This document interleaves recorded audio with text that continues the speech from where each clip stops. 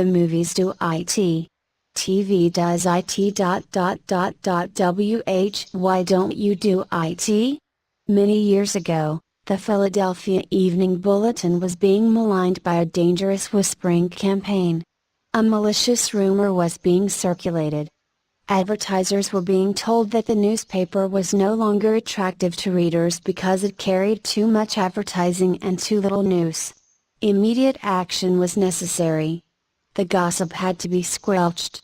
But how? This is the way it was done. The bulletin clipped from its regular edition all reading matter of all kinds on one average day, classified it, and published it as a book.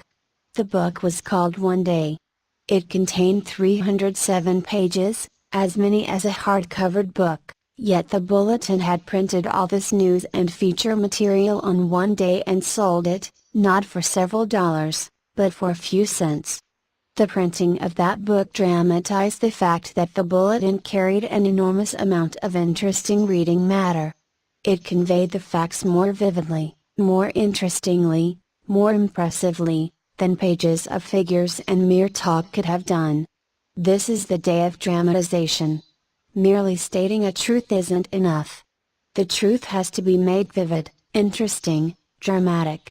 You have to use showmanship. The movies do it. Television does it. And you will have to do it if you want attention. Experts in window display know the power of dramatization.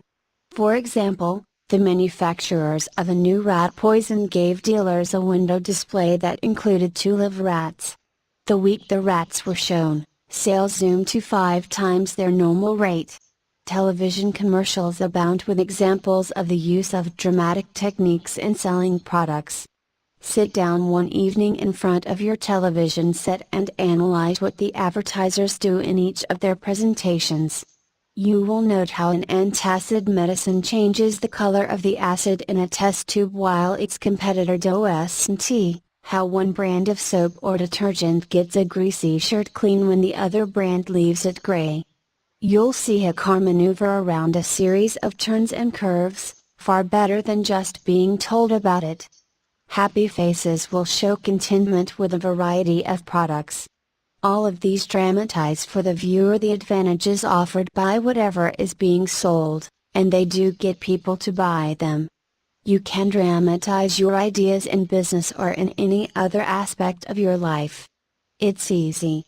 Jim Emmons, who sells for the NCR Company, National Cash Register, in Richmond, Virginia, told how he made a sale by dramatic demonstration. Last week I called on a neighborhood grocer and saw that the cash registers he was using at his checkout counters were very old-fashioned. I approached the owner and told him, "You're literally throwing away pennies every time a customer goes through your line."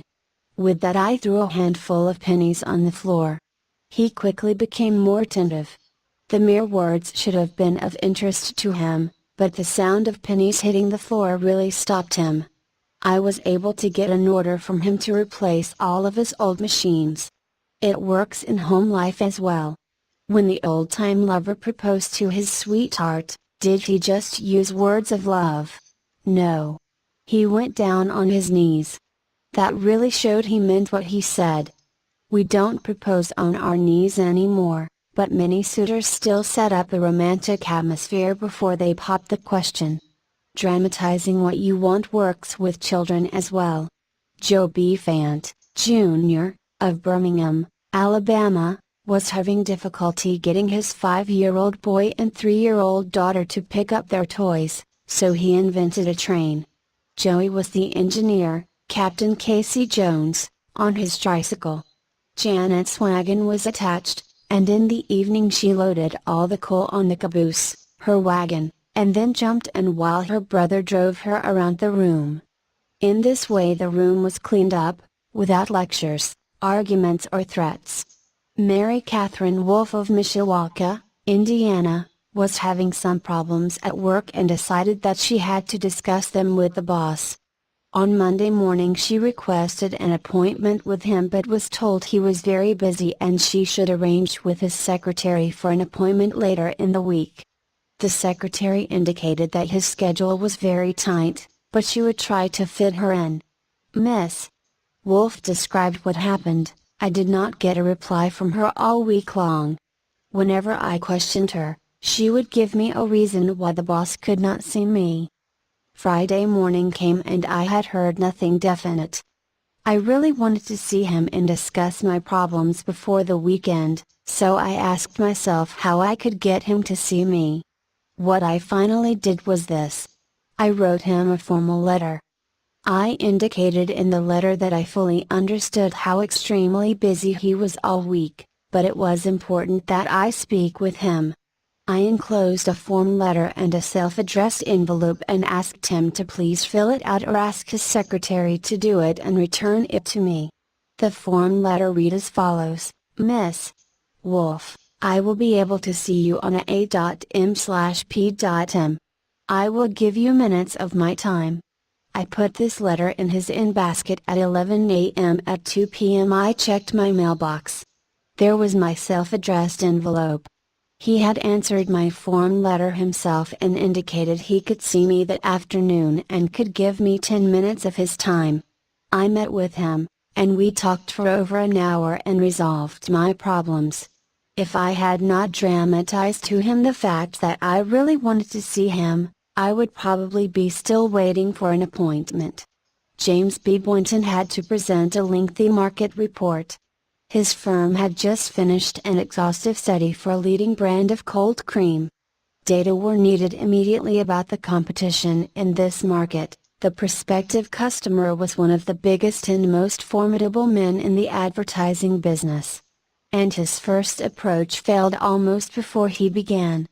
The first time I went in, Mr. Boynton explains, I found myself sidetracked into a futile discussion of the methods used in the investigation. He argued and I argued. He told me I was wrong, and I tried to prove that I was right. I finally won my point, to my own satisfaction, but my time was up, the interview was over, and I still hadn't produced results. The second time, I didn't bother with tabulation of figures and data. I went to see this man. I dramatized my facts. As I entered his office, he was busy on the phone. While he finished his conversation, I opened a suitcase and dumped 32 jars of cold cream on top of his desk, all products he knew, all competitors of his cream. On each jar, I had a tag itemizing the results of the trade investigation, and each tag told its story briefly, dramatically. What happened? There was no longer an argument. Here was something new, something different. He picked up first one and then another of the jars of cold cream and read the information on the tag. A friendly conversation developed. He asked additional questions. He was intensely interested.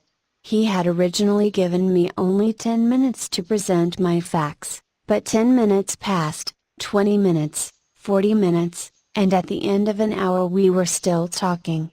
I was presenting the same facts this time that I had presented previously. But this time I was using dramatization, showmanship, and what a difference it made.